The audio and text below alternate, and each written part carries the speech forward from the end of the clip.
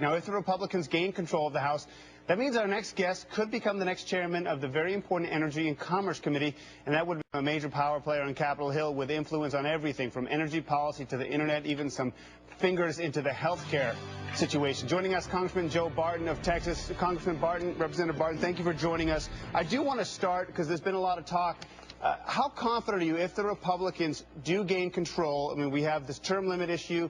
There's some controversy still surrounding the BP apology. How confident are you that you would get this post?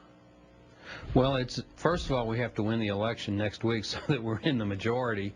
So Leader Boehner and Whip Cantor and people like myself are out campaigning almost in fact, I'd say every day for other challengers so that we can get the majority. If that happens, the Republican Steering Committee, which I'm a member of, would nominate to the full conference, and I am confident that I will be nominated. And I am confident, hopefully, that the conference would confirm me to be chairman of the Energy and Commerce Committee. I served as one term when we were in the majority back in 2006, and according to our rules, I'm allowed to serve for 3 terms as chairman, so I believe I would have 2 more terms that I could be chairman. Congressman, people love you because of your passion, but there are people who also think that you ruffle feathers, you tend to shoot from the hip, and as a result of that, useful to the leadership at certain points, but also troubling to the leadership at certain points. Can you mend the fences out there and get this position, or have some of the things that you said in the past going to haunt you? Well, I'm glad that you stayed on camera, that there are people that love me other than my family. That's a good thing. Well, it's kind of the fist in the velvet glove question, Congressman. Well, I'm a Texan. I'm an engineer. I'm an Aggie engineer. I'm an honest person. I speak the truth as I know it. Sometimes that's good. Sometimes it does ruffle feathers. But I'm also a team player. I have worked very hard with Leader Boehner and Whip Cantor and Conference Chairman Pence and the entire Republican conference to, as you put it, mend the fences. I think the fences are in good repair. With Mr. Boehner specifically? With Leader Boehner specifically? I had a very cordial telephone conversation with John several days ago. He's doing 3 or 4 or 5 campaign events a day. I mean, he is indefatigable in trying to put us back in the majority, and I look forward to working with him as Speaker. But I'm in good shape there.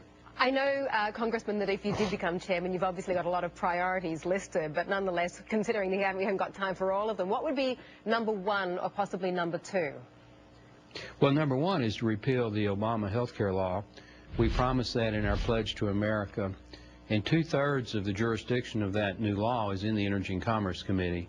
So I would work with Speaker Boehner to put together a repeal bill and hopefully get all the Republicans to sign it, introduce it day 1 and hold hearings and move it by regular order through the committee in the first 90 days. That would be number 1.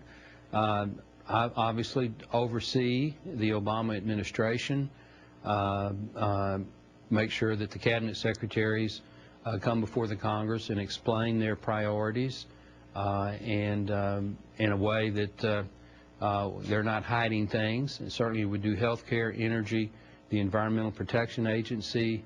I would almost say they're the empty promises agency. They've promised all this green revolution, but what they're actually delivering is loss of jobs. The cap and trade bill, had it become law, would have cost millions of jobs. So you could expect us to aggressively review the endangerment if we're in the majority. Representative Barton, you know, I encourage people to go to the Washington Times piece that you wrote about what you would do, and I know to some degree you're speaking to your base, but in a bigger picture, Americans and people want to see change. They want to see proactive movements, and all the things you mentioned there were about going backward, and in some ways just sort of chastising certain people that would not come before you in the past. So if you're going to be a party that's going to move forward and be proactive, how do you justify that kind of movement that people fear that you're just going to strike back what's happened in the last 2 years? I think it's a good question. First, I think it's fair to do oversight over the Obama administration because, with all due deference to Chairman Waxman, he's really really not Well, why not done do a very it from good job there. 2010 forward and not 2008 to 2010? Once we repeal the current health care law, the current health care system needs to be reformed, and you know, sell insurance across state lines, medical malpractice reform, things of that sort need to be looked at. Fix the doctor reimbursement system, the SGR system. So I think you could see us hold hearings and then move bills to do that. Congressman, thank you very much. We appreciate it.